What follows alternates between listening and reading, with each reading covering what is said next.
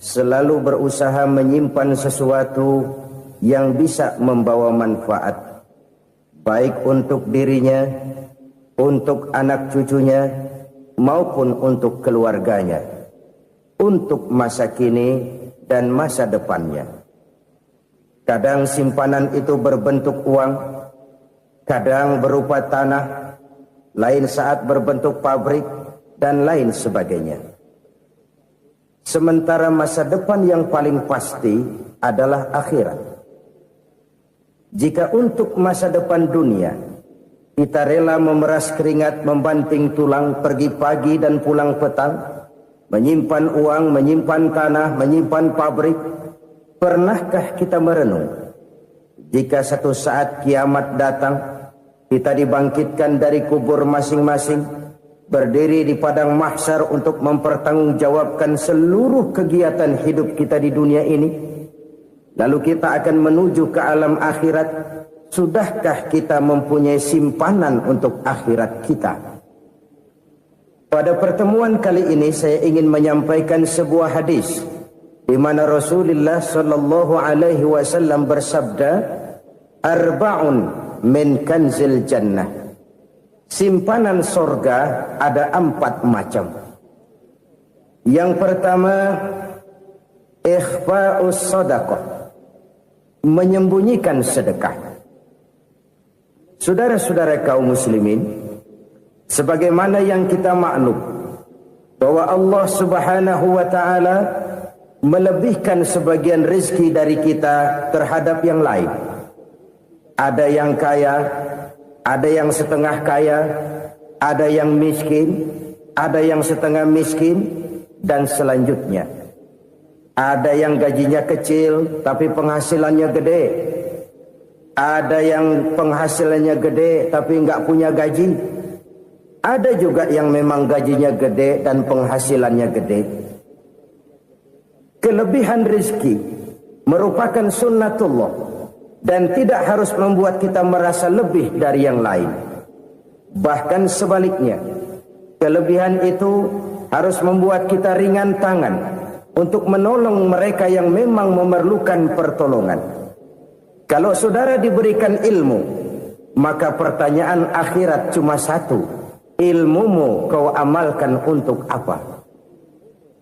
Kalau saudara diberikan umur yang panjang, pengadilan akhirat juga bertanya satu: umurmu kau habiskan di mana? Tapi kalau saudara diberikan harta, pengadilan akhirat akan bertanya dua: hartamu kau dapat dari mana? Kau belanjakan kemana? Dari mananya ditanya dan kemananya juga ditanya. Oleh karena kita akan dimintakan pertanggungan jawab, maka amanah yang bernama harta ini harus kita gunakan dengan sebaik-baiknya. Ada penggunaan yang merupakan kewajiban, itu zakat namanya. Ada penggunaan yang sewaktu-waktu, itu infak namanya. Ada yang lebih sewaktu-waktu lagi, dan itu sedekah namanya. Zakat dia terikat oleh haul dan nisab, oleh putaran batas waktu dan ukuran dari harta itu sendiri. Sedangkan infak terikat oleh situasi dan kondisi perekonomian seseorang. Sedangkan sedekah tidak terikat dengan apapun. Dalam kondisi seperti apapun kita bisa melakukan sedekah dengan yang terkecil sekalipun. Sampai-sampai Rasulullah sallallahu alaihi wasallam mengajarkan, la tahqiranna minal ma'rufi syai'an walau an talqa akhaka biwajhin talik. Atau ada hadis, tabassumuka fi wajhi akhika laka shadaqah. Senyumanmu kepada temanmu adalah sedekah. Jadi untuk melakukan sedekah tidak harus dalam berbentuk uang. Dengan ilmu kita bisa sedekah, dengan tenaga kita bisa bersedekah, dengan pikiran kita bisa bersedekah, bahkan senyum kepada teman itu pun sedekah. Jadi kalau sedekah dengan uang memang belum punya uang, nyengir aja banyakin. Itu asal pada tempatnya, jangan lalu ketemu tiang listrik cengengesan. Tentu tidak pada tempatnya dan tidak wajar. Nah, sedekah yang paling dicintai Allah adalah sedekah yang disembunyikan. Artinya, jauh dari sifat riya. Dan kadang-kadang ada orang sedekah itu disebutkan namanya. Apa tidak bagus? Kalau memang niatnya ikhlas, ya bagus-bagus saja. Untuk memberikan sugesti kepada yang lain. Di Fulan bin Fulan nyumbang sekian, diumumkan. Boleh kalau niatnya untuk memberikan rangsangan kepada yang lain supaya dia menyumbang lebih besar dari orang tadi. Tapi kalau itu mendatangkan riya, maka sedekah yang paling dicintai Allah adalah sedekah yang disembunyikan. Tangan kiri saja tidak tahu apa yang diberikan oleh tangan kanan. Sedekah yang dilakukan dengan ikhlas akan merupakan perbendaharaan surga, tersembunyi dari pandangan orang lain, tidak seorang pun tahu. Karena memang sikap yang baik adalah melupakan kebaikan dan mengingat kesalahan. Itu salah satu ciri orang bahagia.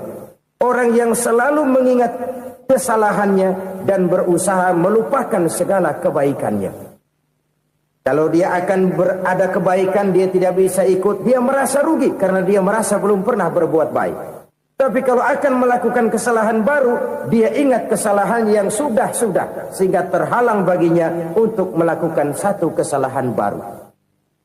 Demikianlah saudara-saudara, bahwa Allah melebihkan rizki sebagian kita dari yang lain, agar terjadi tolong-menolong dalam kehidupan ini. Jadi kesenjangan yang nature, kesenjangan yang alami, itu sunnatullah. Ada yang kaya, ada yang miskin, ada yang kelas menengah. Nah, kenapa lalu sekarang kita berusaha mengentaskan kemiskinan? Oleh karena adanya kesenjangan struktural. Kalau yang kaya bisa semakin kaya, kenapa yang miskin tidak bisa naik jadi ikut sedikit kaya? Sebab pada dasarnya Islam adalah agama yang sejak turunnya sudah berupaya memerangi kemiskinan. Bahkan dikatakan kemiskinan itu mendekatkan kepada kekufuran. Orang kalau miskin udah dekat banget sama kafir. Gampang menjadi kafir.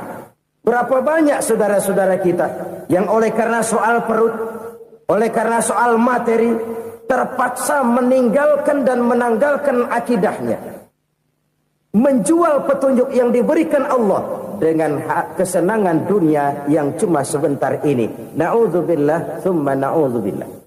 Jadi makin kita sembunyikan satu sedekah, semakin banyak perbendaharaan kita di surga.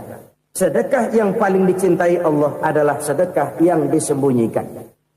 Malahan ada seorang sufi, dia punya kebiasaan kalau pergi sholat Jumat dia bawa uang, itu uang dia taruh di bawah tikar masjid.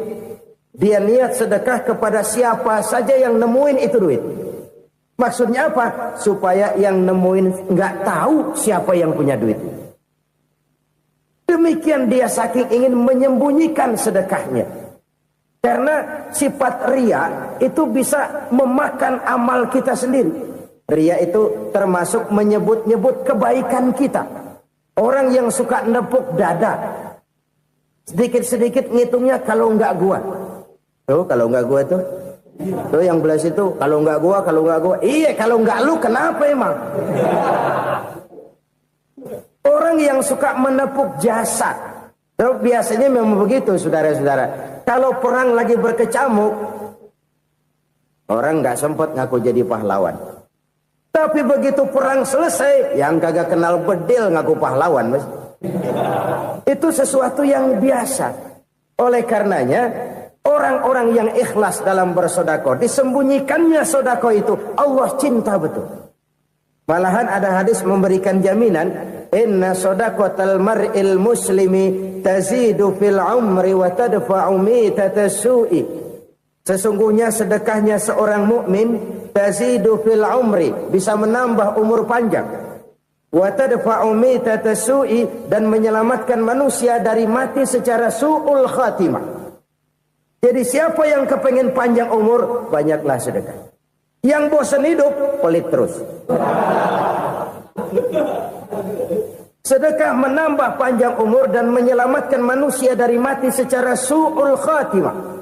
Pak, katanya umur itu nggak bisa ditambah, nggak bisa dikurangin. Kapan? Kalau ajal sudah datang. Wa idza jaa ajaluhum la yastakhiruna sa'atan wa la yastaqdimun. Kalau ajal datang tidak bisa dimajukan, tidak bisa dimundurkan. Itu kalau ajal sudah datang. Tidak bisa lagi umur ditambah dikurangi, sudah datang. Tapi kalau belum datang, itu kan haknya Allah. Mau ditambah, mau dikurangi, hak prerogatif Allah. Sebagai pencipta manusia, Allah maha kuasa dan maha mampu. Sedekah ini menambah panjang umur dan menyelamatkan manusia dari mati secara su'ul khatimah. Orang mati kan sama ya, kondisinya mati, nggak nafas. Tapi hakikat mati kan lain-lain. Ada yang mati itu husnul khatimah, baik akhirnya. Misalnya lagi ngaji mati, lagi sholat mati, lagi sedekah mati. Ini yang dinamakan dengan husnul khatimah, baik di akhirnya. Sebaliknya ada yang su'ul khatimah, jelek di akhirnya. Ini yang jadi catatan akhir. Lagi nyekek botol, mampus. Lagi banting kartu, modar. Su'ul khatimah, jelek pada akhirnya. Sedekah menyelamatkan manusia dari mati secara su'ul khatimah. Dan kita semua kepengen mendapat husnul khatimah, jauh dari su'ul khatimah. Oleh sebab itu yang bisa menyelamatkan kita dari penyakit itu antara lain adalah sedekah yang disembunyikan. Yang dikerjakan dengan ikhlas karena Allah. Tidak karena kepengen dipuji orang, tidak karena ingin dikatakan orang pemurah, sebab orang dermawan itu orang yang memberi tanpa harus diminta. Kalau masih harus diminta, ya belum dermawan namanya, masih harus diminta. Kalau nggak diminta ya tulus, lolos, polos. Saudara-saudara kaum muslimin rahimakumullah. Harta adalah amanat dan akan kita pertanggungjawabkan. Allah melebihkan rizki sebagian kita dari yang lain agar kita saling tolong menolong, bantu membantu. Nabi janjikan siapa yang meringankan beban saudaranya muslim di dunia, Allah akan meringankan bebannya di akhirat nanti. Sebuah jaminan dari baginda Nabi. Si orang yang kita bantu barangkali tidak bisa membalas, Allah yang akan membalas lewat jalan lain yang tidak pernah kita sangka-sangka. Ada orang tanya, Pak, ini ada orang nyumbang masjid sambil marah-marah, bagaimana? Saya bilang sumbangannya aja ambil, marahnya jangan. Marahnya jangan diambil, itu urusan dia. Saudara-saudara kaum muslimin rahimakumullah. Umat Islam ini kan umat yang punya potensi besar. Kadang kita merenung, kenapa kadang-kadang pembangunan masjid kok lambat sekali? Kalau hotel hari ini peletakan pertama, bulan depan peresmian. Supermarket hari ini peletakan batu pertama, minggu depan peresmian. Tapi kalau sudah yang namanya masjid, kadang-kadang peletakan batu pertama sekaligus jadi batu terakhir. 3 tahun, 4 tahun, campur nebar jalak di jalanan. Duit dijaring kayak ikan sepat. Apa tidak ada orang Islam yang kaya? Banyak. Apa tidak ada pengusaha muslim yang jadi konglomerat? Ada. Lalu yang belum banyak itu yang komit terhadap nilai-nilai agamanya. Akhirnya kita jatuh jadi umat yang lemah. Belum ada pengusaha konglomerat muslim buka pabrik super mie cap beduk misalnya umpamanya atau pabrik kecap cap sorban supaya identitas keislamannya sedikit kelihatan. Kita jatuh jadi umat yang lemah karena potensi tidak terinventarisir dengan baik. Kita ini ibarat kompor yang cuma matengin nasi orang lain. Potensi kita dimanfaatkan oleh orang lain. Ukhuwah Islamiyah kita baru terbatas kepada silaturahmi. Ukhuwah di bidang ekonomi kita lemah. Ukhuwah di bidang kebudayaan kita lemah. Apalagi ukhuwah di bidang politik kita lebih rapuh lagi. Padahal ukhuwah itu adalah totalitas kehidupan manusia. Menyangkut ipolek sosbud. Memerlukan nilai-nilai ukhuwah. Jadi oleh karena itu mari kita menyadari. Di dalam harta kita, walaupun kita yang cari, pergi pagi, pulang sore, peras keringat, banting tulang, di sana ada harta anak yatim. Di sana ada hak masjid. Di sana ada hak pesantren, di sana ada hak jihad. Berbahagialah seseorang apabila dia oleh Allah dijadikan keran. Keran itu menyimpan air, tapi tidak untuk dirinya, tapi disalurkannya kepada mereka yang memang memerlukannya. Saudara-saudara kaum muslimin rahimakumullah, ini yang pertama. Jadi perbendaharaan surga adalah menyembunyikan sedekah. Orang lain nggak tahu, kita pun nggak pernah ngitung-ngitung. Kita anggap lewat begitu saja, padahal itu deposit akhirat. Satu. Yang kedua, perbendaharaan surga itu apa? Wa kitmanul musibah, menyembunyikan kesulitan. Kadang orang takut menghadapi kesulitan, tapi makin kita merenung, hidup ini kan sebenarnya urusan. Takut sama urusan, ya jangan hidup. Tandanya orang hidup itu kalau punya urusan. Urusan melupakan problem. Problem sering menimbulkan kesulitan. Kesulitan bukan untuk ditakuti, tapi untuk diatasi dan dicarikan jalan keluarnya. Siapa sih orangnya yang gak pernah sulit-sulit? Makin tinggi status sosialnya, makin gede urusannya. Makin tinggi kualitas imannya, makin berat tingkat kesulitannya. Cuma memang yang namanya enak itu seperti pelangi. Biang lala itu nggak pernah di atas kepala kita, di atas kepala orang melulu. Lo sih enak lo, kata kita. Dia juga bilang yang enak kan lo. Pelangi itu nggak pernah di atas kepala kita. Kata tukang beca, aduh enak ya naik Mercy. Kata tukang beca, apa yang di dalam mobil Mercy? Aduh enak bener tukang beca, di jok ngeringkuk ngorok pules bener. Saya kamar pakai AC, sejuk, tempat tidur sutra, empuk, alga, spring bed, kulak kulik, nggak bisa pules kalau belum minum Valium, belum tidur. Enak bener tukang beca, di jok ngorok nggak tahu wetan kulon. Si tukang beca bilang yang di Mercy enak, yang di Mercy bilang tukang beca enak. Inilah enak, nggak pernah di atas kepala kita, di atas kepala orang lain melulu enak itu. Nah, saudara-saudara, yang merupakan perbendaharaan surga itu orang yang bisa menyembunyikan kesulitan, baik pribadi ataupun rumah tangga. Nih terutama rumah tangga yang jadi soalnya. Kadang-kadang kita ini kalau senang, sebaliknya kalau senang kita diam, kalem aja, cuek. Banyak banget duit kita bawaan, diam aja udah. Malah ketemu orang takut. Tapi begitu susah, sekampung tahu. Padahal Nabi mengajarkan perbendaharaan surga itu menyembunyikan musibah, menyembunyikan kesulitan. Kalau enak, cerita sama orang-orang. Kalau nggak enak, rasain sendiri, tekan sendiri, atasin sendiri. Kita kan sebaliknya, senang kita diam, asal lagi susah, paling tidak kita nyari teman buat cerita kesusahan. Siapa orangnya yang nggak pernah susah? Cuma soalnya bagaimana kita mengatasi kesusahan itu sendiri. Begitu juga misalnya kalau orang sudah berumah tangga, itu orang tuanya harus menjadi tempat dia cerita yang enak-enak saja. Yang nggak enak rasain berdua, selesaikan berdua, atasin berdua. Jangan dibalik. Asal senang diam, giliran susah saja. Maknya laporan. Terbalik. Bisa menjaga security informasi. Maka nama bayam keluar diam, malah seluitan. Enak amat lo makan daging ayam. Security informasi. Saudara-saudara kaum muslimin rahimakumullah.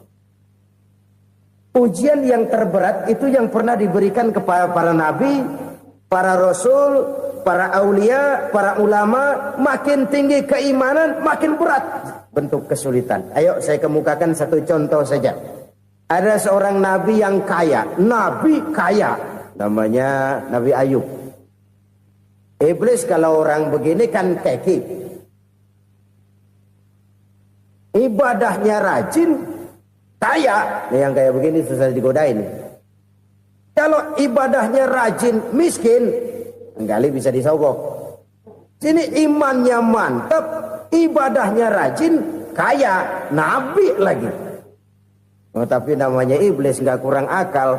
laporan, Tuhan, kenapa Les? Ya ini bahasa saya, bahasa Qurannya sih nggak gitu. Itu hambamu yang namanya Ayub, dia rajin ibadah cuma karena dikasih kaya aja. Coba kasih miskin dia, berhenti dia sembahyang. Ah, kamu bisa aja. Saya tahu Ayub itu hambaku yang ikhlas. Saya buktiin Tuhan, silahkan. Dibuktiin lah, iblis turun ke alam ini.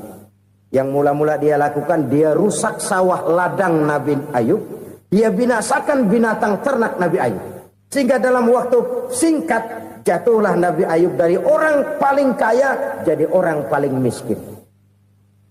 Beliau masih ibadah di mihrab dalam masjid. Datang iblis. Saudara Ayub, ya, lagi ngapain? Ibadah. Nyembah Allah, nyembah Allah. Oh, percuma. Kenapa? Tuhan yang ente sembah nih, dia udah bikin miskin ente. Sawah ladang ente hancur lebur, binatang ternak binasa. Sekarang ente jadi orang paling miskin. Ngapain nyembah Tuhan kayak begitu? Tekor. Udah berhenti dah ibadah, berhenti ibadah. Ini iblis sama Tuhan laporannya lain, yang dikerjakan kepada Nabi Ayub juga lain. Benar begitu iblis, kata Nabi Ayub. Iya, sawah ladang saya habis, buras. Binatang ternak saya binasa, binasa. Saya miskin, bangpak. Apa jawab Nabi Ayub? Bukan innalillahi, ini hebat. Alhamdulillahillazi a'tani wa akhza minni. Segala puji bagi Allah yang telah memberikan harta kepada saya dan sekarang mengambilnya lagi. Alhamdulillah. Allah yang ngasih, Allah yang ambil. Itu mah urusan Allah. Iblis cuman ibadah jalan terus, sujud lagi Nabi Ayub. Iblis seleher gondok banget. Dasar Nabi nggak mempan dia apa-apain. Miskin malah alhamdulillah. Allah yang ngasih, Allah yang ngambil. Jadi kalau kita tidak komit, kita tidak terikat kepada kaya, miskin, senang, susah, apa yang bisa bikin kita susah? Jadikan kekayaan, kemiskinan, jadikan senang, susah sebagai anak buah yang bisa kita atur. Jangan kekayaan ngatur kita, jangan kemiskinan ngatur kita. Kita yang harus mengatur mereka.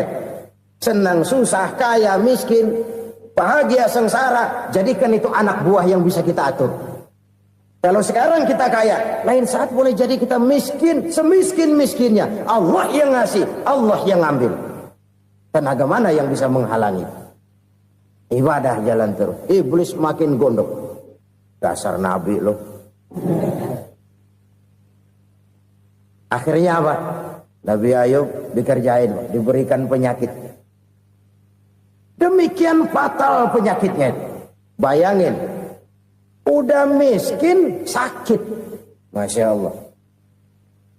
Miskin sakit. Sakitnya nggak lama, kira-kira 16 tahun. Istrinya 3, 2 mental minta ceraiin. Ngerawatin laki bengek begini. Senang belum tentu, susah udah pasti nih. Cerai aja, cerai dah. Cerai.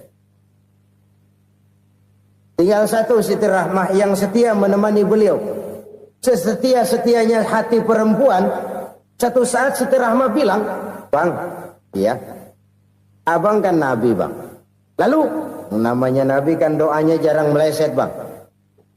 Maksud kamu minta kenapa sih sama Tuhan biar abang sembuh baik dah bang?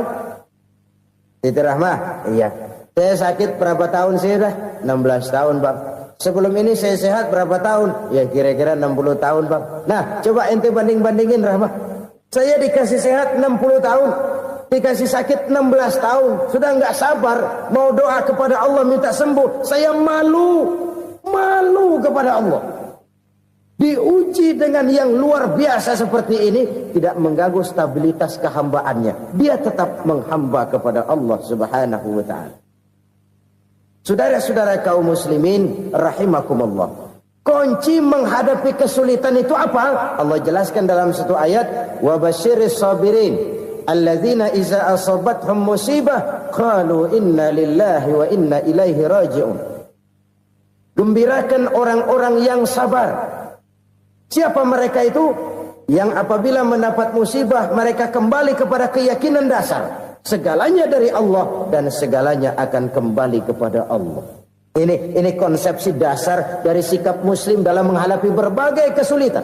Segalanya dari Allah, segalanya akan kembali kepada Allah. Kalau ini sudah kondisi dasarnya, maka kita akan lapang menghadapi kenyataan bagaimanapun pahitnya. Apakah itu namanya miskin, apakah itu namanya sakit, bahkan maut sekalipun. Maut sekalipun. Segalanya dari Allah, segalanya akan kembali kepada Allah. Ini sikap hidup, bukan sekedar ucapan. Kita kadang-kadang menjadikannya sebagai ucapan. Mulutnya sehingga berhenti, innalillahi wa inna ilaihi rajiun, tapi nangisnya terus gerung-gerungan. Bukan itu, ini kesadaran moral. Kalau segalanya dari Allah, segalanya kembali kepada Allah, kan sebenarnya cuma nunggu giliran. Hari ini saya nyembayangin dia, entah hari apa saya disembayangin orang. Hari ini saya antar dia ke kubur, entah hari apa orang nganterin saya ke kubur. Hari ini saya tahlilkan dia, entah nanti kapan orang tahlilkan saya. Segalanya dari Allah, segalanya akan kembali juga kepada Allah. Oleh sebab itu saudara-saudara, kesulitan bukan untuk ditakuti. Kesulitan justru untuk diatasi, dicarikan jalan keluarnya. Dan tidak ada orang yang tidak pernah mendapat kesulitan. Tidak ada. Semakin tinggi status sosial, semakin tinggi kualitas keimanan, semakin besar juga tingkat kesulitan. Hanya saja bagaimana cara kita mengatasinya. Dan Al-Quran menyatakan, inna ma'al usri yusra. Di balik kesulitan itu pasti ada kemudahan. Roda itu berputar. Karena itu Rasulullah Sallallahu Alaihi Wasallam mengingatkan kepada kita, ta'arraf ilallahi firraha ya'rifka fisyiddah. Ingatlah kepada Allah di waktu kamu senang, supaya Allah ingat kepada kamu di waktu kamu susah. Kalau waktu senang kita ingat kepada Allah, kita susah, Allah tidak akan meninggalkan kita. Tapi kalau waktu senang kita jauh dari Allah, sujud tidak sempat, dengan masjid jauh, ketika senang kita lupakan Allah. Nanti begitu kita susah, Allah lupakan kita. Dan itu menyakitkan. Oleh karena itu orang-orang tua kita dulu bilang, kalau lagi sehat ingat-ingat lu bakal sakit nanti. Kalau lagi kaya ingat-ingat satu saat kita bakal jatuh miskin. Bahkan kalau lagi muda ingat-ingat kita bakal tua. Dan yang terpenting kalau lagi hidup ingat-ingat kita bakal mati. Saudara-saudara kaum muslimin rahimakumullah. Jadi yang kedua yang merupakan perbendaharaan surga, menyembunyikan musibah. Saudara-saudara kaum muslimin rahimakumullah. Hal ketiga yang merupakan perbendaharaan surga adalah wasilatur rahmi. Orang yang suka bersilaturahmi. Sebagaimana yang kita maklum bahwa manusia adalah makhluk yang disebut zon politika. Makhluk sosial yang tidak mungkin hidup sendiri-sendiri. Betapa dan siapapun kita memerlukan orang lain. Bodoh betul manusia kalau tinggal di tengah masyarakat tapi tidak mau bermasyarakat. Merasa hebat sendiri, pinter sendiri, gagah sendiri, kaya sendiri. Mungkin kalau mati juga ngubur sendiri. Jangankan kita di sini, di sorga saja Nabi Adam waktu sendirian bengong melulu, mondar mandir. Allah tegur dam sepi dam. Ya ini kalau bahasa saya. Iya Tuhan sepi ini nggak ada coret-coretan pisan ini. Diciptakan Siti Hawa baru anteng Nabi Adam. Itu di surga. Cobalah. Umpamanya saudara tinggal di Jakarta nih. Kayak bener. Apaan aja di Jakarta punya saudara dah. Jembatan Semanggi ambil. Monas, Buntel bawa pulang. Hotel-hotel ambil semua. Cuman tinggal di Jakarta sendirian, apa enaknya? Betapa dan siapapun kita perlu orang lain. Tidak ada seorang pun yang bisa memenuhi kebutuhan hidupnya secara sendiri-sendiri. Nah, Islam telah menyelamatkan manusia dari ras diskriminasi. Mengikat manusia dengan persaudaraan yang berlandaskan kepada akidah. Karena itu dianjurkan bersilaturahmi. Bahkan Nabi menyatakan, man arada ayyubsata lahu fi rizqihi wa yunsa'a fi atharihi falyasil rahimah. Siapa yang kepengen diluaskan rezekinya dan dipanjangkan usianya, banyaklah ia bersilaturahmi. Siapa yang kepengen dimudahkan rezekinya, hendaknya ia banyak bersilaturahmi. Kalau banyak teman, kesulitan kan paling tidak ada tempat cerita. Udah susah, sendirian kita pikirin diri, nggak ada tempat tukar pikiran. Cepet banget sama bengek. Dilawan sendiri. Nah, secara makro kita bisa berkata, tidak mungkin ada kemenangan kalau tidak ada kekuatan. Tidak ada kekuatan kalau tidak ada kesatuan dan persatuan. Tidak mungkin ada kesatuan dan persatuan tanpa semangat silaturahmi. Kalau umat Islam mau menang, dia harus kuat. Kalau umat Islam mau kuat, dia harus bersatu. Kalau umat Islam mau bersatu, dia harus membudayakan silaturahmi ini. Bahkan sampai-sampai kata Nabi, kalau bisa cari nilai tambah. Apa? Silman qata'ak. Bersilaturahmilah kau kepada orang yang marah denganmu. Masya Allah, indahnya ajaran agama kita. Orang yang marah pun kepada kita, kata Nabi, kalau bisa bersilaturahmilah kepadanya. Kepada orang yang marah itu. Di situ nilai tambah. Cuman jujur nih hadis, ngucapinnya gampang, ngamalinnya yang berat banget. Orang marah sama kita, kita disuruh silaturahmi, ada apa malu? Lu marah, ada gue marahan lagi. Gue pikirin. Saudara-saudara kaum muslimin rahimakumullah. Tapi ini yang diajarkan, bahkan ini yang dicontohkan oleh baginda Rasul. Bagaimana begitu mudah, misalnya satu saat Abu Jahal ini ngatur strategi bagaimana bikin Muhammad celaka. Dia gali lubang di depan tempat tidurnya. Dia tutupin daun korma. Terus dia panggil seseorang, ke sini.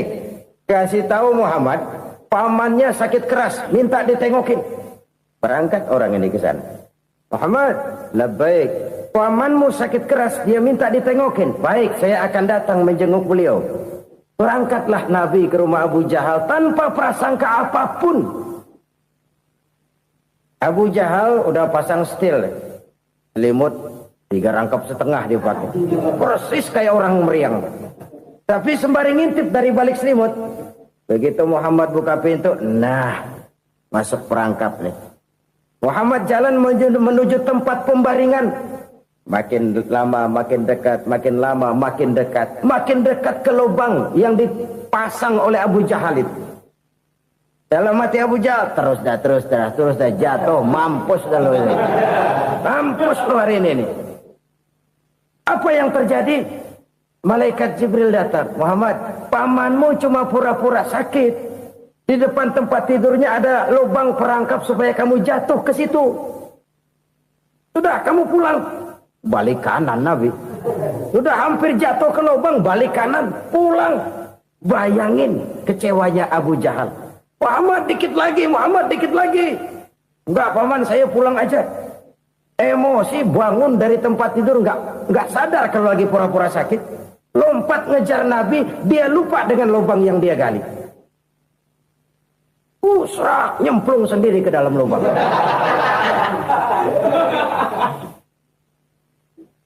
Nabi terus berlalu. Ini terjadi keanehan. Jatuh ke lubang yang dia gali itu sebenarnya nggak terlalu dalam ya, antara 3-4 meteran lah. Tolong saya jatuh ke lubang ini. Datanglah pelayan-pelayannya itu. Angkat saya dari sini. Oh, yang ngulurin tambang. Satu gulung, belum juga nyampe itu tambang. Kurang, beli lagi ke warung. Sambung, ulur lagi, nggak juga bisa sampai. Wah, ini kerjaan Muhammad ini. Tolong, siapa salah seorang kamu ke rumah Muhammad, kasih tahu encangnya kecebur.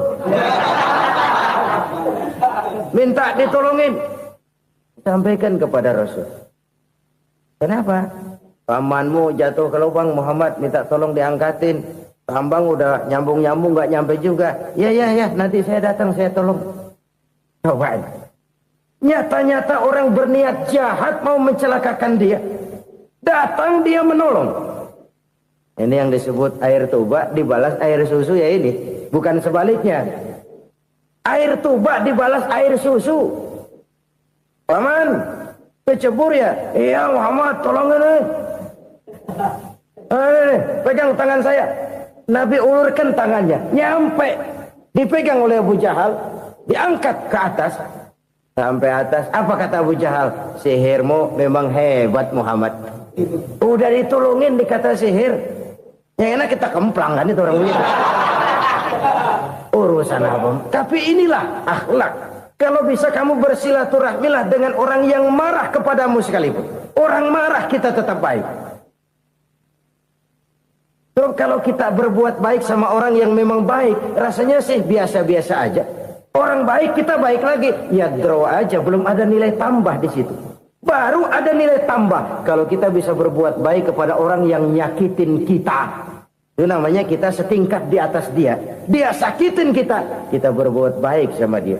Dia pelit sama kita, kita baik sama dia. Dia marahin kita, kita deketin dia. Di situ kita punya nilai tambah. Jadi siapa yang ingin diluaskan rezekinya kata Nabi dan dipanjangkan umurnya, hendaklah ia banyak-banyak bersilaturahmi. Sederhana sebenarnya silaturahmi, tapi silaturahmi membangkitkan semangat kesatuan dan persatuan. Kesatuan dan persatuan melahirkan kekuatan. Dalam matematika 1 ditambah 1 pasti 2. Tapi di tengah masyarakat 1 orang takut ditambah 1 orang takut, hasilnya jadi 2 orang setengah berani. Kenapa setengah berani? Karena udah berdua. Tadi pan takut sendirian. Kalau dia kumpul turu-turu takutlah jadi berani. Kita yang lemah, kita yang tidak berdaya, kita yang miskin, kalau mau kompak bersatu, apa yang nggak bisa kita kerjain? Apalagi tinggal di kota besar, pilihan cuma 2. Bertahan atau minggir. Bertahan atau minggir. Untuk bisa bertahan harus mampu bersaing. Untuk mampu bersaing harus punya keahlian. Keahlian harus ditunjang dengan pendidikan. Ditambah oleh kekompakan sebagai umat. Udah miskin mencar mulu, orang injak kita. Orang nggak pandang urusan apa yang malu. Oleh karena itu silaturahmi pada hakikatnya merupakan roh dari ukhuwah yang diajarkan oleh agama kita. Bagaimana Islam menyelamatkan masyarakat manusia dari ras diskriminasi, mengikat manusia, dan tidak ada persaudaraan yang lebih indah selain persaudaraan yang diikat dengan nilai-nilai akidah. Sepanjang orang di jalan Allah, itulah saudara kita. Keluar dia dari jalan Allah, selesailah persaudaraan sampai di situ. Karena itu, kalau ingin menyimpan sesuatu di surga, banyaklah bersilaturahmi. Datang ke rumah ini, datang ke rumah itu, dan lain sebagainya. Itu simpanan kita di akhirat nanti. Ini yang ketiga. Saudara-saudara, yang keempat, perbendaharaan surga itu apa? Wa qawlu la hawla wa la quwwata illa billah. Ucapan la hawla wa la quwwata illa billah. Ibadah kan ada yang berat, modalnya besar. Bangun masjid berat, modalnya besar. Bangun rumah sakit berat, modalnya besar. Ada ibadah yang berat, tapi modalnya ringan. Misalnya puasa. Puasa itu berat, mengendalikan nafsu. Kalau sekedar nggak makan, nggak minum sih enteng. Mengendalikan nafsu. Itu jihad terbesar. Tapi kan modalnya ringan, cuma niat saja. Ini ibadah berat, modalnya ringan. Ada ibadah yang ringan, modalnya juga enteng. Seperti termasuk ucapan la haula wa la quwwata illa billah. Tanpa sadar, la haula wa la quwwata illa billah. Nyelengin tuh di surga. Nyelengin, kita nggak terasa. Nyelengin simpenan akhirat. La haula wa la quwwata illa billah. Nyimpan lagi. Kaget, la haula wa la quwata illa billah, nyimpan lagi, banyak simpenan. Walaupun sebenarnya yang dimaksud di sini adalah kesadaran batin bahwa tidak ada daya dan kekuatan kecuali Allah. Itu intinya. Kita memulai pekerjaan disunahkan baca bismillah, kan begitu. Apa itu? Kesadaran moral. Bahwa ini saya bisa kerjakan. Saya kerjakan ini dengan menyebut nama Allah. Kenapa? Kalau Allah tidak memberikan daya dan kekuatan, mana mampu saya kerjakan ini. Maka saya kerjakan ini dengan menyebut nama Allah. Bismillah. Kesadaran moral. Manusia hanya wajib berusaha, tapi nggak pernah wajib berhasil. Banyak hal-hal yang kalau kita renungkan secara rasio nggak mungkin. Tapi jadi kenyataan. La haula wa la quwata illa billah. Tidak ada daya dan kekuatan kecuali bagi Allah semata-mata. Kesadaran moral akan kelemahan dan keterbatasan makhluk bernama manusia. Kadang kita kagum dengan otak, tapi kita sering lupa sama yang bikin otak. Padahal bagaimanapun hebatnya otak, yang bikin otak pasti lebih hebat dari otak. Nggak percaya, silahkan otak-otakan. Inilah kecenderungan. Kita kagum dengan pesawat-pesawat mutakhir, bukan main besi gede banget terbang itu. Alangkah hebatnya. Lalu apa yang bikin otak tidak lebih hebat dari itu semua? Kita puji laut. Apa yang bikin laut tidak lebih hebat dari laut itu? La haula wa la quwata illa billah. Tidak ada daya dan kekuatan kecuali Allah. Apa yang bisa kita lakukan? Kalau tidak karena daya dan kemampuan yang diberikan oleh Allah kepada kita. Lahirlah sikap tawadu, rendah hati.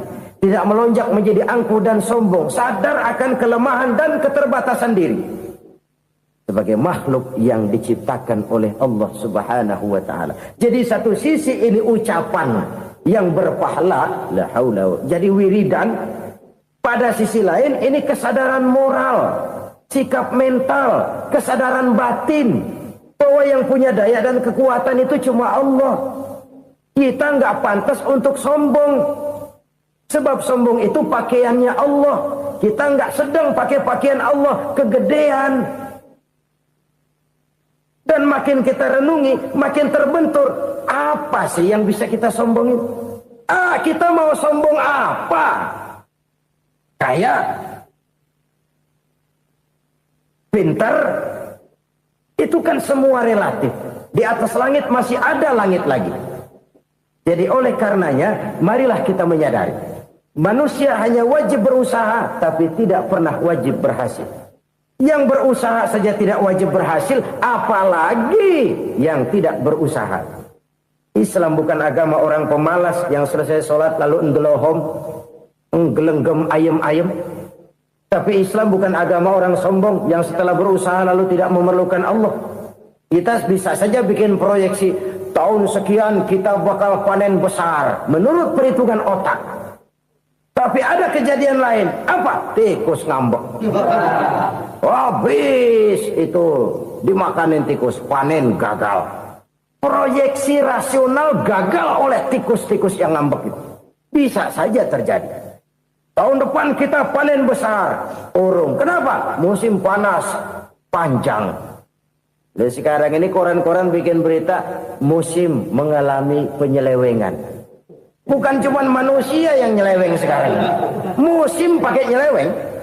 Mestinya kan musim hujan udah selesai. Masih hujan-hujan juga. Musim.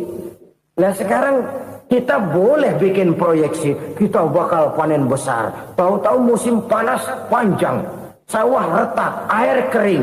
Cari teknokrat yang paling botak, suruh pendekin tuh musim panas. La haula wa la quwata illa billah. Inilah kesadaran moral. Saudara, saya teringat satu saat ada seorang konglomerat. Umurnya ya kira-kira 70-an. Suatu saat dia ditanya oleh wartawan, Pak, umur Bapak berapa sih? Ya paling 10 tahun. 10 tahun? 10 tahun? Anak Bapak berapa orang? Satu saja? Satu. Harta Bapak berapa? Ya paling-paling bangsa 7 juta kali. 7 juta? Iya. Pak, kenapa Bapak bohongi saya? Bapak punya buku biografi. Koran-koran, majalah-majalah banyak memuat cerita riwayat hidup Bapak. Saya tahu umur Bapak 70. Kenapa bilang cuma 7 tahun? Saya tahu anak Bapak 8. Kenapa cuma bilang 1? Saya tahu harta bapak miliaran, mungkin triliunan, pabrik di mana-mana, bank di mana-mana. Kenapa bilang uang bapak cuma 7 juta? Nah, kata si konglomerat tadi, kamu benar nak, kamu benar. Umur saya kalau jumlahnya memang 70 nak. Cuman ingat-ingat saya, baru 7 tahun terakhir ini saya sujud. Baru 7 tahun terakhir ini saya berusaha dekat dengan Allah. Saya laksanakan perintahnya, saya jauhi larangannya. 7 tahun inilah rasanya yang ada nilainya di hadapan Allah. Yang 63 tahun matong, kelabu, kelem umur gue. Habis untuk maksiat, untuk munkarat. Maka ketika ditanya tadi, umur saya 7 tahun itu. Oh begitu Pak. Oh iya. Lalu anak Pak. Anak bapak kan 8. Kenapa bilang cuma 1? Nah, kalau jumlah hitungannya memang anak saya 8. Tapi dari 8 orang ini rasanya cuma 1 nih. Yang bakal jadi buah hati, belahan jantung. Pelanjut cerita, penerus sejarah. Bakal jadi anak soleh yang akan mendoakan saya. Cuma 1 rasanya anak saya ini yang bakal jadi buah hati saya. Besar-besaran saya. Yang akan mendoakan di kubur saya. Yang akan mendoakan di akhirat saya. Yang 7 orang mana, Masya Allah, yang atu tenggeng, yang atu nyekek botol mulu, yang atu nggak karu-karuan. Makanya saya bilang 1 anak saya yang akan bisa mendoakan saya. Oh begitu Pak. Iya. Nah harta Pak, harta bapak kan triliunan, pabrik bapak di mana-mana, uang bapak hampir di tiap bank-bank besar. Kenapa bilang cuma 7 juta? Betul kau nak. Harta saya kalau jumlahnya memang miliaran, triliunan mungkin. Tapi yang saya ingat baru 7 juta tuh yang saya belanjakan di jalan Allah. Saya nyumbang masjid, saya santuni yatim piatu, saya bantu pembangunan pesantren, saya bantu pembangunan rumah sakit Islam. Itu yang akan saya bawa pulang ke akhirat, yang 7 juta itu. Yang triliunan itu nanti akan diperebutkan oleh anak-anak saya sebagai waris saya. Jadi harta saya 7 juta itu yang bakal nemenin saya di akhirat. Yang akan saya bawa pulang jadi teman saya. Saudara-saudara kaum muslimin, jangan-jangan orang tua itu adalah kita-kita ini. Jangan-jangan kita-kita ini adalah orang tua itu. Jangan-jangan itu potret dari diri kita masing-masing. Dari sekian umur yang diberikan Allah, berapa tahun yang ada nilainya di hadapan Allah? Dari sekian anak-anak yang merupakan amanah, berapa yang akan mendoakan kita sebagai orang tuanya menjadi anak soleh? Dari sekian banyak harta yang diberikan Allah, berapa yang akan kita bawa pulang menghadapnya nanti, yang kita belanjakan di jalan Allah? Ini sebuah potret kehidupan. Karena itu kita kembali kepada la haula wa la quwwata illa billah. Kita wajib berusaha, kita wajib berikhtiar. Selebihnya, segala daya dan kekuatan hanya milik Allah saja semata-mata. Satu kesadaran batin dari setiap pribadi muslim. Setelah ia berusaha dan berikhtiar, ia menyerahkannya kepada Allah Subhanahu wa ta'ala. Jadi, satu sisi ini merupakan wiridan ucapan yang mengandung pahala. Pada sisi lain, ini merupakan sikap batin dari seorang muslim di dalam ia menghadapi realitas kehidupan ini. Saudara-saudara kaum muslimin, rahimakumullah. Kalau ini kita jadikan satu basis kehidupan, maka ini akan menyelamatkan manusia dari kemungkinan tergelincir menjadi orang yang lupa diri dan lupa darat. Sebab itu Imamul Ghazali berpesan, jadidis safinah fa innal bahra amiq wa khuziz zad fa inna safara ba'id wa khaffifil hamla fa innal hamla sadid. Perbarui selalu kapalmu karena lautan sangat dalam. Bawa bekal yang banyak karena perjalanan ini sangat jauh. Ringankan beban karena kebanyakan beban akan menyakitkan. Alangkah indah kalimat ini, alangkah dalam makna yang terkandung di sana. Perbarui selalu kapalmu karena lautan sangat dalam. Apa artinya ini? Jaga mentalmu baik-baik. Pelihara imanmu baik-baik karena hidup penuh cobaan seperti lautan. Kita kalau berlayar di lautan kan kadang-kadang tenang, angin bertiup sepoi-sepoi basah. Jika malam datang bintang gemintang bertabur menghias cakrawala. rembulan memantulkan sinarnya dengan indah. Dalam keadaan begitu berlayar enak. Tapi lain saat ombak menggunung, halilintar menyambar, angin topan bertiup.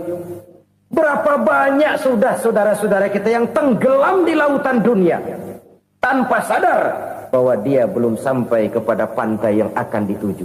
Berapa banyak sudah saudara-saudara kita yang tenggelam di lautan dunia ini tanpa sempat bangkit lagi. Dia menyangka sudah sampai kepada tujuannya. Hati-hati kapal jangan sampai bocor karena lautan sangat dalam. Iman ini jaga baik-baik karena hidup penuh dengan ujian. Wa khuziz zad fa inna safara ba'id. Bawa bekal yang banyak karena perjalanan sangat jauh. Saudara mau ke Bandung, bawa duit. Saudara mau ke Surabaya, banyakan lagi duitnya. Saudara mau ke Mekah, gepokan, iketan tuh duit nggak lembaran lagi. Makin jauh perjalanan, makin banyak bekal yang harus kita bawa. Kalau saudara dari Jakarta mau ke Surabaya, kagak bawa duit berangkat juga, itu sih bukan berani namanya, nekat. Sampai Surabaya belum tentu, sengsara di jalan udah pasti. Kenapa? Nggak bawa bekal berangkat. Sama juga kita nih, misalnya belum sempat sembahyang, mati. Waduh, berani banget orang. Belum punya bekal, mati. Sengsara di jalan. Atau bekal tidak cukup. Dari Jakarta saudara mau ke Surabaya, bawa duit 500 perak. Paling jauh Cikampek nyampenya itu. Paling jauh itu. Antara jauhnya perjalanan dengan bekal yang saudara bawa tidak seimbang. Hidup ini perjalanan panjang. A walking tour. Dimulai dari alam arwah. Sebelum jasad diciptakan, roh diciptakan lebih dulu. Dari situ pindah ke alam rahim. Dari alam rahim pindah ke alam dunia. Dari alam dunia pindah ke alam barzah. Baru menuju akhirat. Satu perjalanan panjang. Kalau bekal tidak bawa, sengsara di jalan. Bawa bekal yang banyak karena perjalanan ini sangat jauh. Wa khaffifil hamla, ringankan beban karena beban itu cuma akan menyulitkan. Kalau bekal itu sih keperluan, tapi beban nggak kita perluin, cuma ngeberat-beratin. Apa ini beban? Dosa. Kecurangan, kebatilan, kezoliman, ketidakadilan, kesewenang-wenangan. Itu akan jadi beban kita di akhirat. Alangkah celakanya, perjalanan panjang, bekal tidak bawa, beban kelewat banyak. Alamat sengsara di jalan. Pahala tidak ada, dosa berlipat ganda. Na'udzubillah, summa na'udzubillah. Kalau kita rangkum nasihat Al-Ghazali dengan kisah si konglomerat tadi, kita akan mengambil kesimpulan. Pertama, bekal terbaik dalam menghadapi gejolak kehidupan ini tidak lain adalah iman. Yang kedua, pahala dan dosa. Dua hal kontroversial. Pahala adalah bekal, dosa adalah beban. Tapi kita sekarang kan tidak begitu terangsang kepada yang abstrak. Orang berlomba mencari yang konkret-konkret saja. Yang real. Kalau memang dosa, benjol dong. Kira-kira begitu. Kira-kira begitu. Persis orang Yahudi dulu. Orang Yahudi itu kan pernah minta kepada Nabi Musa. Ya Musa, lan nu'mina laka hatta narallaha jahrah. Musa, kami nggak bakal mau beriman kepada Allah kalau belum kami lihat Allah ada nongkrong di depan kami. Kalau memang Tuhan ada, taruh dong di depan kami. Mau yang konkret-konkret saja. Kalau memang dosa, benjol dong. Kalau memang pahala, berasa dong. Orang terangsang kepada yang real, yang konkret-konkret saja. Karena itu, untuk mengejar dosa, orang mau bayar. Tapi untuk mengejar pahala, walaupun tidak bayar, orang segan. Ini yang dikatakan oleh Nabi, kamu mengharapkan ke surga, tapi kamu berat melaksanakan sesuatu yang bisa membawa kamu ke surga. Kamu ingin jauh dari neraka, tapi tiap saat kamu lakukan perbuatan-perbuatan yang justru menjerumuskan kamu ke neraka. Idda'aitum an-najata minan nar wa ramaitum fiha anfusakum. Kamu ingin selamat dari neraka, tapi kamu lemparkan diri kamu ke neraka. Kamu ingin masuk surga, tapi berat sekali kamu melakukan perbuatan-perbuatan yang bisa menyampaikan kamu di surga. Saudara-saudara kaum muslimin rahimakumullah. Jadi hal keempat yang merupakan perbendaharaan surga adalah la haula wa la quwwata illa billah. Satu sisi ini merupakan ucapan yang memperberat timbangan akhirat. Pada sisi lain ini merupakan sikap hidup seorang muslim. Kesadaran batin yang sangat dalam bahwa tidak ada daya dan kekuatan kecuali Allah. Dan itu kita simbolkan pada saat memulai pekerjaan dengan Bismillah, dengan menyebut nama Allah. Satu kesadaran moral, saya hanya bisa melakukan ini karena diberikan daya dan kekuatan oleh Allah. Lahirlah sikap tawadu, rendah hati, tidak melonjak menjadi angkuh dan sombong. Saudara-saudara, sampai sini dulu jumpa kita kali ini. Semoga 4 perbendaharaan surga ini dapat kita lakukan, yang kelak akan merupakan bekal kita di kemudian hari nanti. Amin ya rabbal alamin. Bapak-bapak, ibu-ibu, saudara-saudara kaum muslimin rahimakumullah.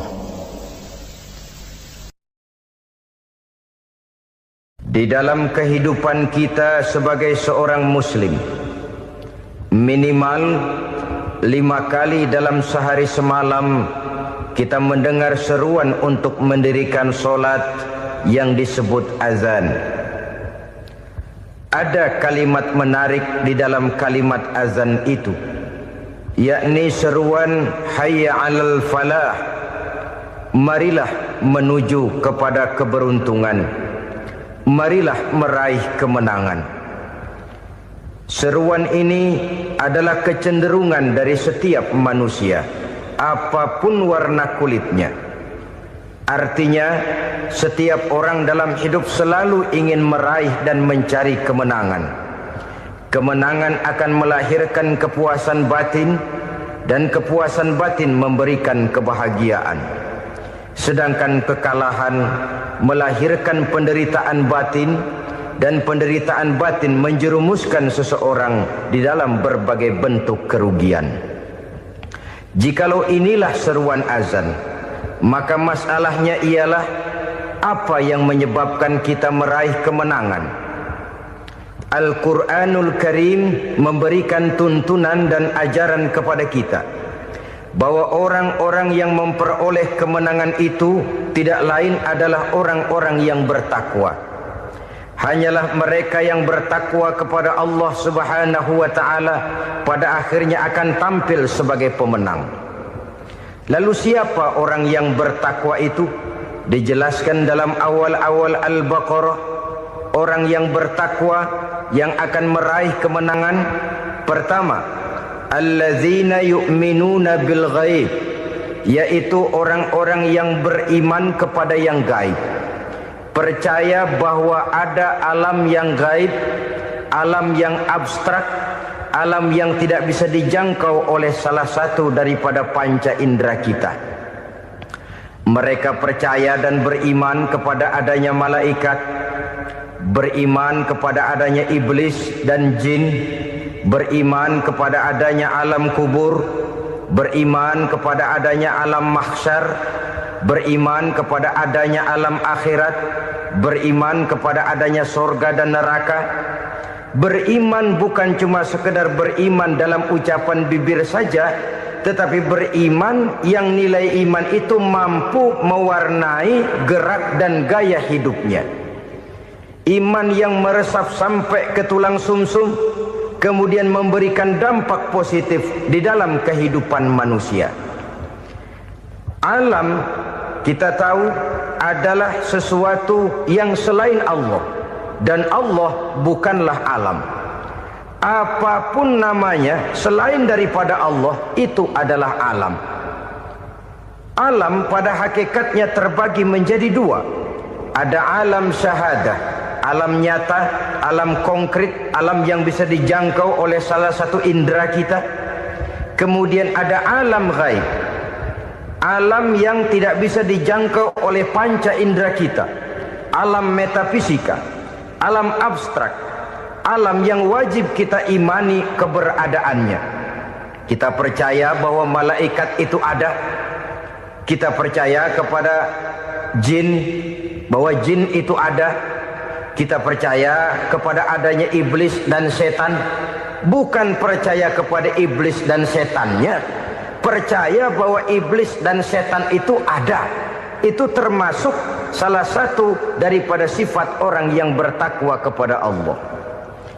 Saudara-saudara kaum muslimin rahimakumullah, kecenderungan pembangunan yang lebih bersifat materialistis biasanya menggeser aspek kehidupan rohani.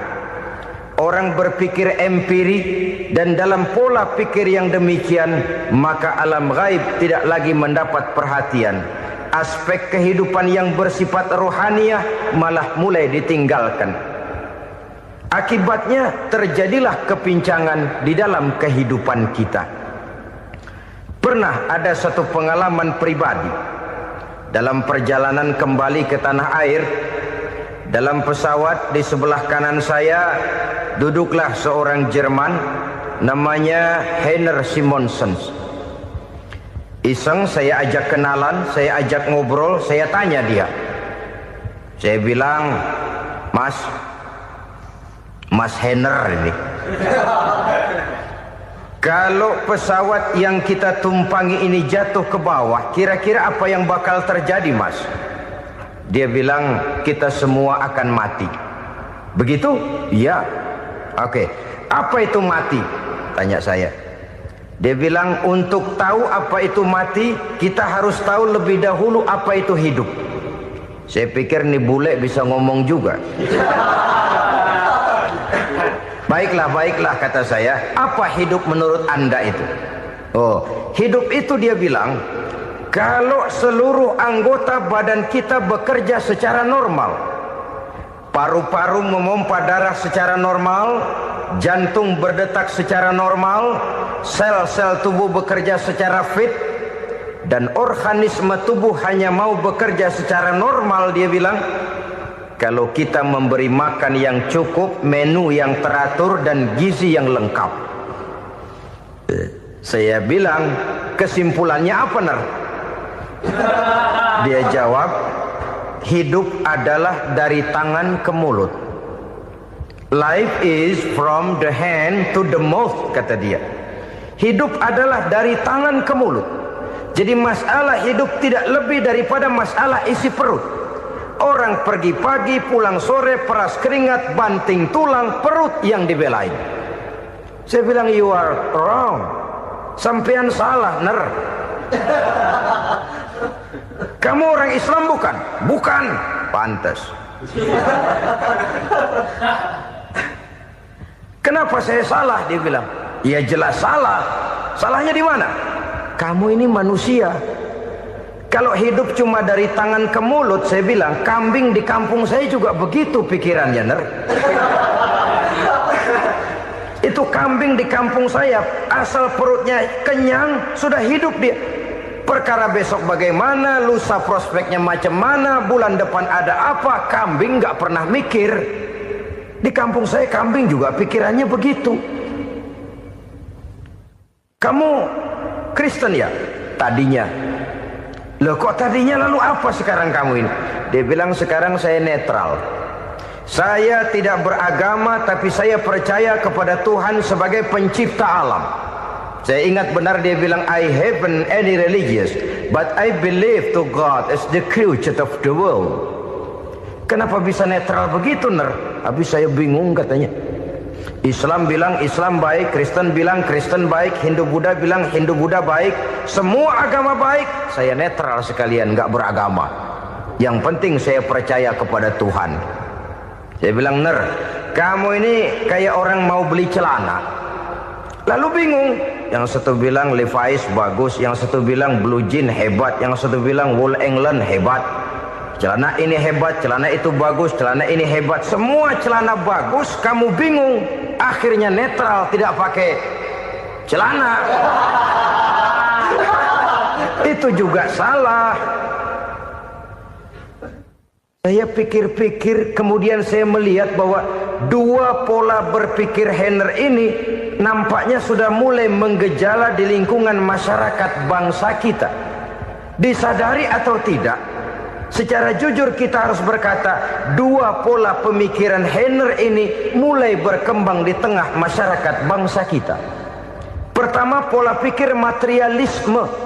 Hidup adalah dari tangan ke mulut. Masalah hidup tidak lebih masalah isi perut. Itu yang perlu dibela, dan disitulah arti kehidupan. Pergi pagi, pulang sore, peras keringat, banting tulang untuk mempertahankan perut. Kalau sudah kemari cara orang berpikir, maka buat apa percaya kepada yang gaib? Untuk apa sholat? Untuk apa puasa? Untuk apa zakat? Untuk apa menghadiri majelis taklim? Tanpa kepercayaan